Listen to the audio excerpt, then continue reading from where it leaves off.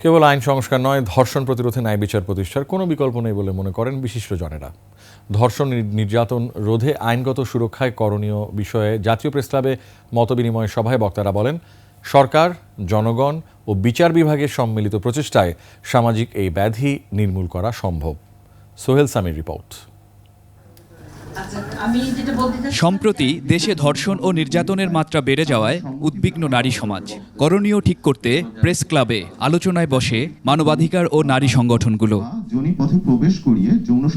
ধর্ষণ একটি সামাজিক সমস্যা, এটি প্রতিরোধে সরকার, জনগণ ও বিচার বিভাগের সমন্বিত প্রচেষ্টার উপর গুরুত্ব দেন সাবেক এই বিচারপতি।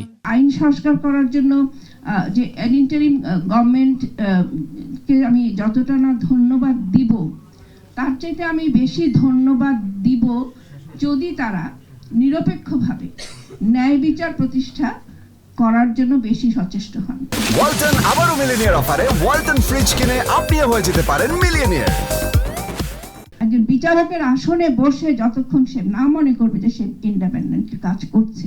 সামাজিক আপোষ রফা, ডিএনএ ল্যাবের অপ্রতুলতার বিষয়গুলো আইন সংস্কারের মধ্যে নেই বলে অভিযোগ করেন বিশ্ববিদ্যালয়ের এই অধ্যাপক। একটা 14 বছর মেয়েকে তো বিয়ে দিতে পারছে, এবং বিয়ের পরে সে যখন তার স্বামীর সাথে তার কি সম্মতি দেওয়ার সেই মানসিকতা হয়েছে, সেই কথাগুলো কিন্তু আমাদের আসতে হবে। এ বিষয়ে নিজের মতামত তুলে ধরেন সিনিয়র এই আইনজীবী।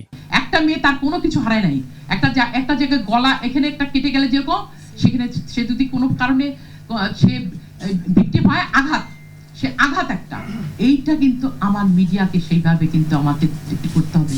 কোনো নারী নয়, ধর্ষককেই প্রমাণ করতে হবে যে সে ঘটনার সাথে জড়িত ছিল কিনা। আমাদের আইনের মধ্যে আমরা এটাকে কিভাবে নিয়ে আসতে পারি। সোহেল সামি, 21 টেলিভিশন, ঢাকা।